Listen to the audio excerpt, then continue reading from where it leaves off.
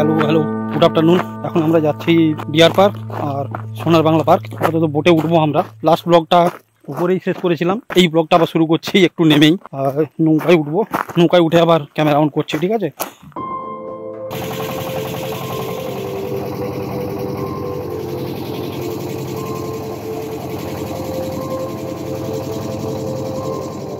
এই যে আমরা যেটা নদীতে এলাম সেটা হচ্ছে কংসাবতী, আর ওই সাইডটা হচ্ছে কুমারী নদী। এইখানটা দুটো নদী গিয়ে মিশে এই জায়গায় পড়েছে।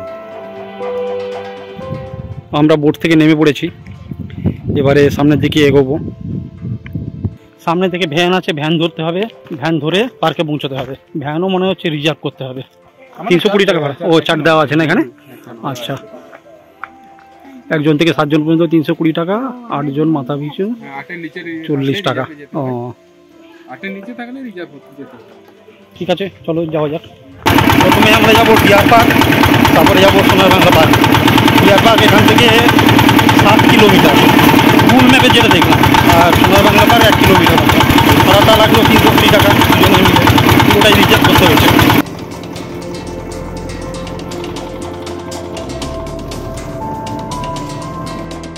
ডিয়ার পার্ক, ওই যে হরিণ,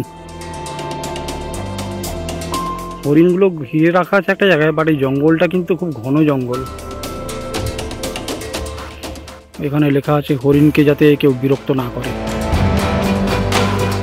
এই হরিণের সাথে যদি আরও 2-1 ধরনের পশু রাখা যেত তাহলে হয়তো আরও ভালো হতো। ওখানে লেখা আছে হরিণকে বাইরের খাবার দেবেন না, বাট এর আগে অন্যান্য ব্লগে দেখেছি বাইরে থেকে মানে হাত বাড়িয়ে এই নেটের ভেতর দিয়ে খাবার দেয়।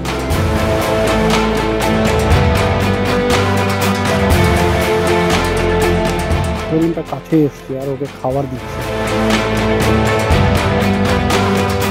ওরাও আসবে আসবে করছে, বাট আমাদের দিকে মনে হয় আসতে পারছে না, চেনে না তো আমাদেরকে। লোকাল যারা ওদেরকে চেনে।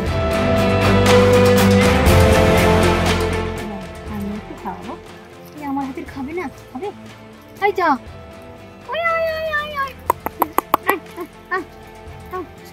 মা ওদেরকে চেনে, ওদেরকে চেনে। তোর নাম কি? তোমার নাম কি? ও পিউ তোমার নাম? খুব ভালো নাম, খুব ভালো নাম।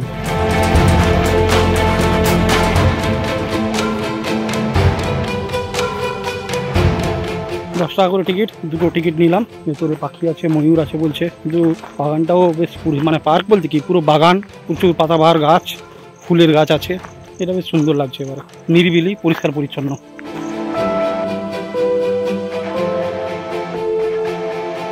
চারটে বাজে কিন্তু মনে হচ্ছে অনেক সন্ধে হয়ে এসছে। খুব সুন্দর পার্কটা। কেমন লাগছে একটু বলো? এতটা বেড়াতে নিয়ে এলাম, জানি জঙ্গলে বন বাদারে গ্রামের মধ্যে মানুষ হয়েছে, আমিও হয়েছি, কিন্তু একটা নতুন জায়গা তো এনেছি। হালকা পাহাড়, হালকা জঙ্গল, ময়ূর দেখছো, হরিণ দেখলে, নৌকায় তখন চললে।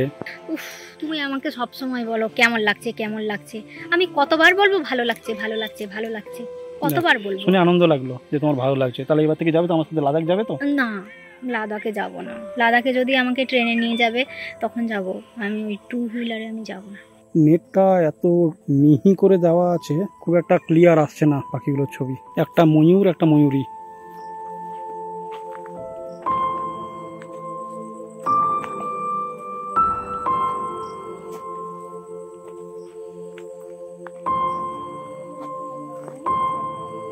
পাতাবাহার গাছ, আমি প্রথমে ভেবেছিলাম স্থলপদ্ম, কিন্তু পাতাগুলো কেমন ঝিমিয়ে গেছে। পাতাবাহার গাছের ফুল এটা। ও,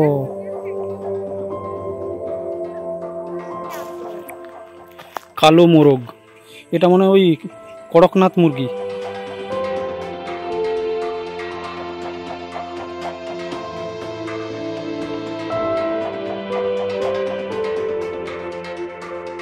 রাজহাঁস, রাজহাঁস তো এগুলো।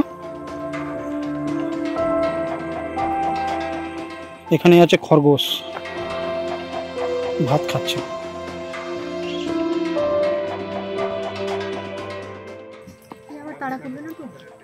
কি করে বুঝবো, তুই কি বলছিস?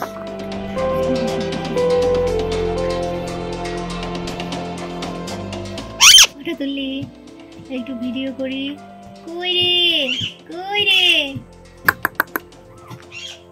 হয়ে গেল ওই ছোট্ট একটা ফুলের আর পাখি দিয়ে সাজানো একটা ছোট বাগান আর কি, ভালো খারাপ না, পরিষ্কার পরিচ্ছন্ন। এবার এখান থেকে বেরোই আমরা, আবার বোটে উঠবো, ওপারে পৌঁছতে পৌঁছতে সন্ধে হয়ে যাবে।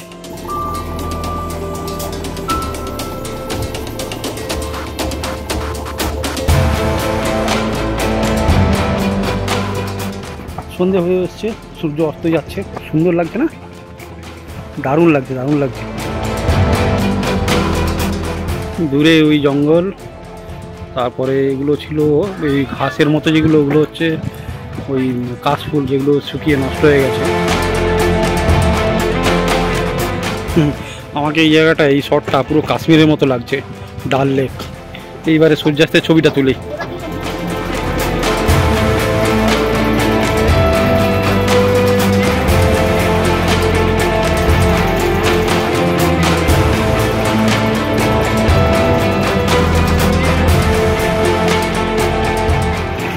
চলে এসেছি, এবারে নামবো, নেমে একটু ওই ব্যারেজের দিকে যাব। সন্ধে হয়ে গেছে, দেখি নেমে কি হয়। কি গো, নৌকো চেপে কেমন লাগলো? একঘেয়েমি না, নৌকোতে চাপতে ভালো লাগছে না। হয়ে গেল বোটে ঘোরা। তো এখন আপাতত ওই টিকিট কাউন্টারে গিয়ে লাইফ জ্যাকেটগুলো ফেরত দিয়ে আসি। টাকা কত? বড় কত? 10 টাকা। হ্যাঁ দেন।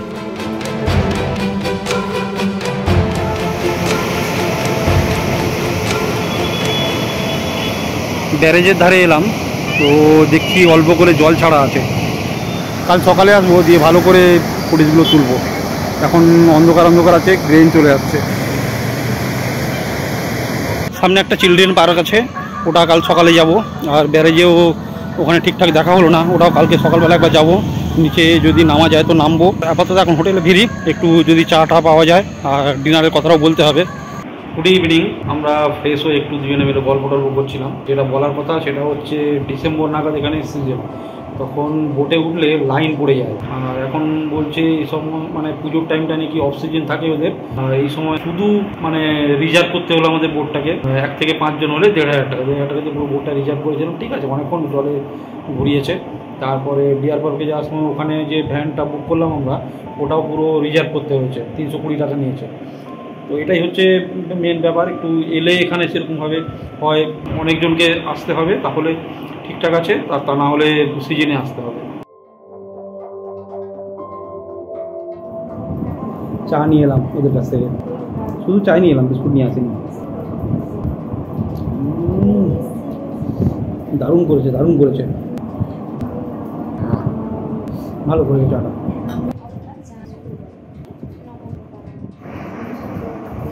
খুব সিরিয়াস, বান্ধবীর সাথে গল্প করছে। একটু চা নিতে বললাম, নিল না। এখানে নেটের একটু সমস্যা আছে, আমি হটস্পটটা দিয়েছি, ওতে হচ্ছে না। এখানে ওয়াইফাই আছে, তো পাসওয়ার্ডটা জানা। ঠিক আছে, যেটা পেয়েছে সেটা দিয়েই কাজ চালা হয়ে যাবে। ফেসবুকে তো ছবি ছাড়বো। আমাদের ডিনার রেডি হয়ে গেছে, এখন বাজে 9:30 মতো।